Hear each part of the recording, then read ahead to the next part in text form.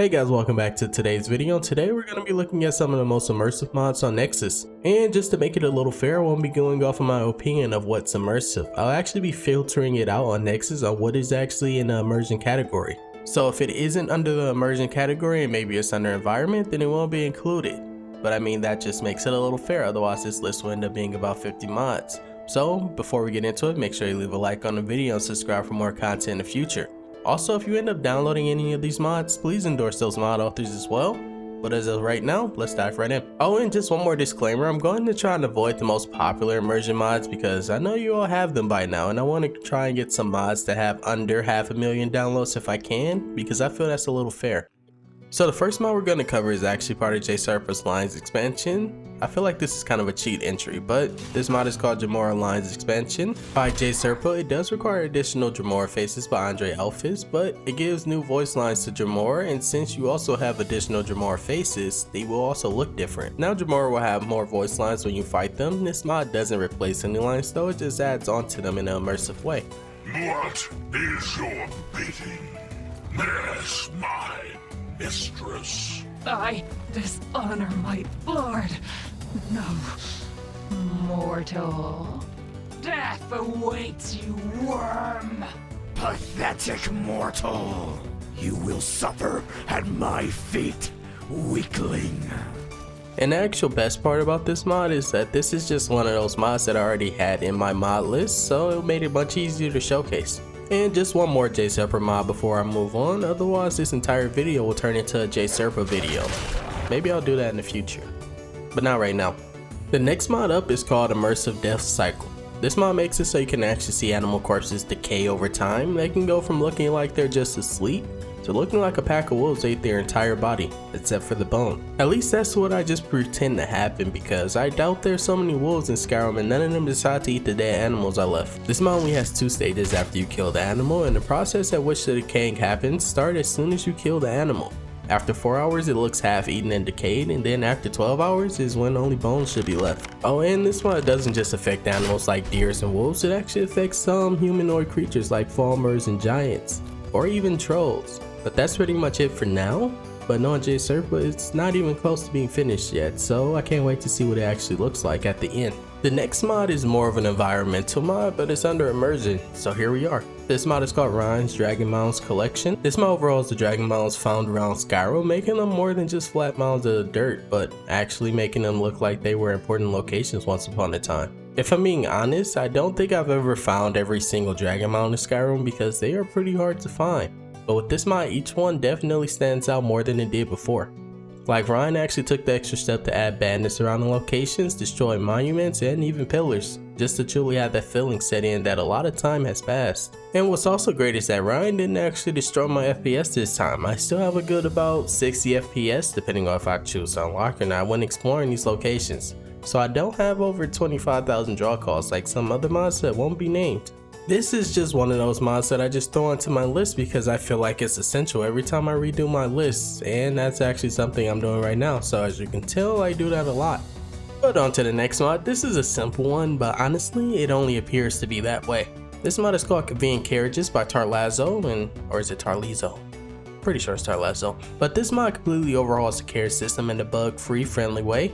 And if there is bugs, it gets patched pretty fast. This mod adds nearly every single city, town, and settlement to the carriage system, but it makes them cost different prices. That's pretty immersive, so that you can't go from Iverstead to Rorikstead, and you can't go from Rorikstead to Solitude for the same price. It's gonna be more. But not only does it make carriage rides cost more, it actually adds carriages to every city, town, and settlement that didn't previously have them, like Winterhold or Iverstead or even Falkreath. Honestly, have no idea why Falkreath never had a carriage, but now it's there.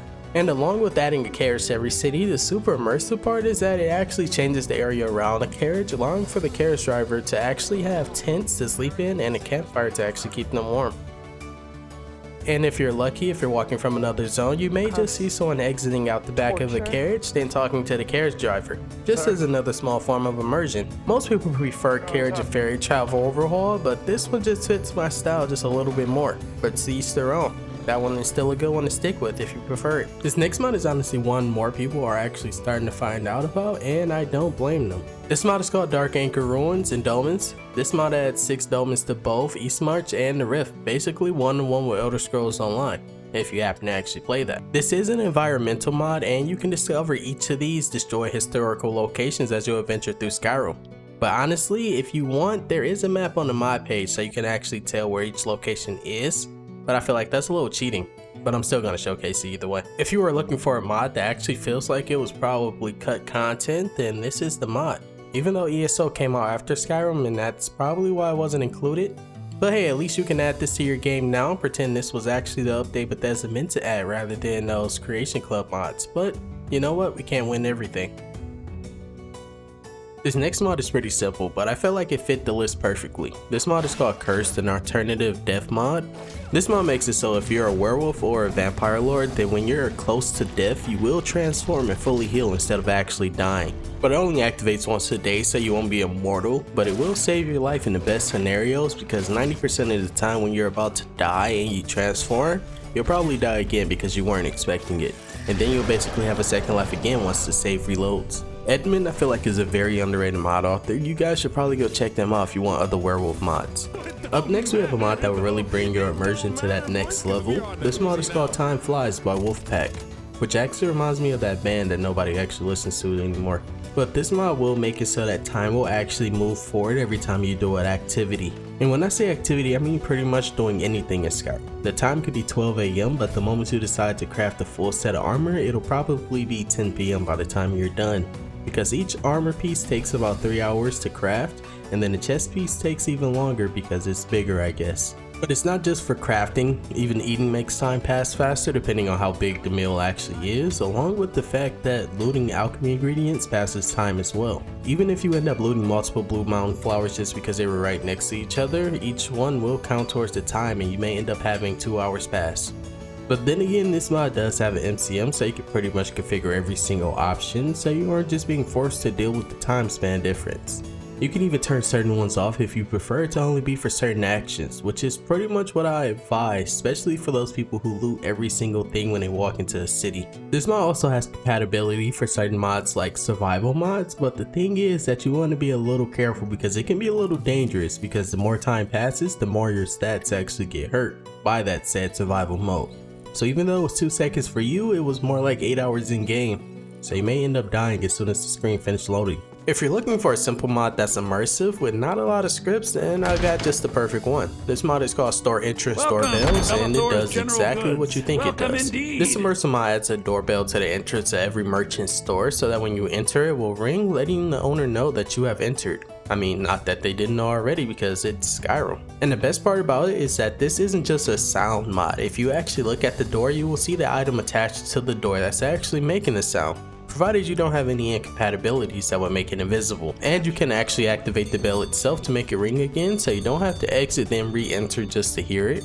But one little thing I want to mention is that these bells also work as an alarm. If you happen to be trespassing after hours, the guards will be called. But then again, there is an option so that if you want and if you have the Lightfoot perk, which makes it so you don't trigger traps when stepping on them, then the bell won't alarm, meaning you're safe to continue your stealing.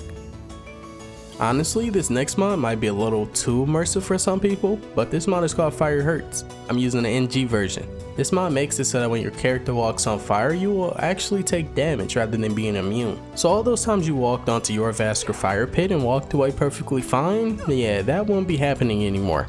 And all those times you walked over Dragon Reach fire pit, yeah, you can't do that anymore either. And the best part is, this fire isn't a simple one touch and then done. This continues to burn, and you may end up dying because of it, which will be pretty funny to see. But that was it for today, guys. I possibly could have made this video much longer, but then I wouldn't be able to do a part 2. But let me know what you guys thought down in the comments. But as of right now, make sure you guys leave a like on the video and subscribe for more content in the future. But as of right now, I hope you all have a great day. Peace and love.